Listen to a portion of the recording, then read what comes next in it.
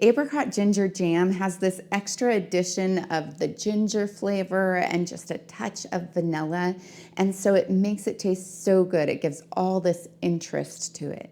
And it's really easy to make. I just begin by washing my apricots, then I cut them in half and take out their pits.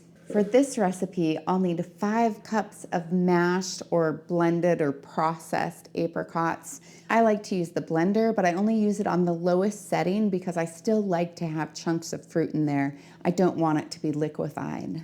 I'll start by putting about half of my apricots in, then I'll blend it up and see exactly where it hits. I'm at about 3.5 cups now, so I'll add some more until I get up to that 5-cup mark. Now I'll add my mashed fruit to my pan, plus 1/4 of a cup of lemon juice, 6 tablespoons of classic pectin, 1 teaspoon of ground ginger, and 1/2 teaspoon of butter. The butter is optional, but it does make it so that it doesn't foam as much. I've also pre-measured 8 cups worth of sugar, and I'll set that off to the side. Now I'll place this on the stove and bring it to a boil. Now that it's begun to boil, I'll add my 8 cups of sugar. I want to add that all at once so that I can stir it, because otherwise there's the potential for burning it. I'll get that stirred in well and then bring it back to a boil. Now that it's begun to boil, I'll set my timer for 1 minute. I like to stir through the whole minute because at this point I wouldn't want it to burn. Now I'll add 1/2 teaspoon of vanilla. I couldn't have added that vanilla before because if I did, then it would cook off most of the flavor. And then I'll mix that in so that it's well dispersed. Now I'll fill up my 1/2 pint jars to 1/4 inch of headspace, which is the space from the top of the food to the top of the jar. You can just smell that ginger in it. It smells so good. I'll then use a clean damp cloth to wipe off the rim of my jars so that if any jam got on the edge, that it won't interfere with the seal. I'll then put my lids and rings on until they're fingertip tight.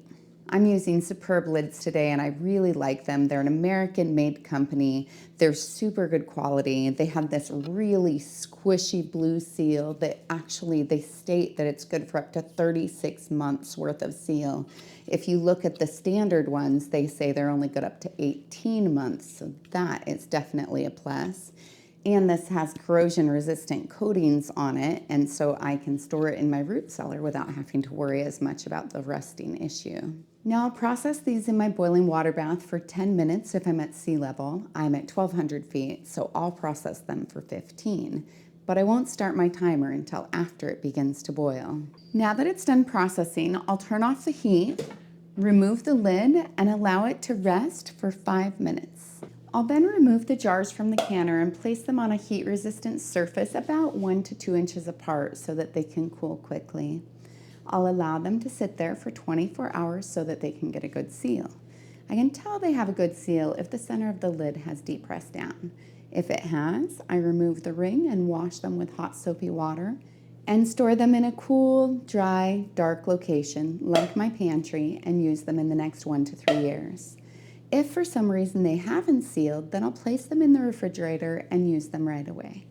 So my taste tester, I have just enough left for that. It really is a pleasant jam. So you get, of course, the sweet apricot flavor, but then that ginger just kind of carries through. And then, of course, the little touch of vanilla that's in there as well makes it nice and smooth. I think it's delicious. I think it would also be a perfect glaze for on a ham as well as on toast in the morning.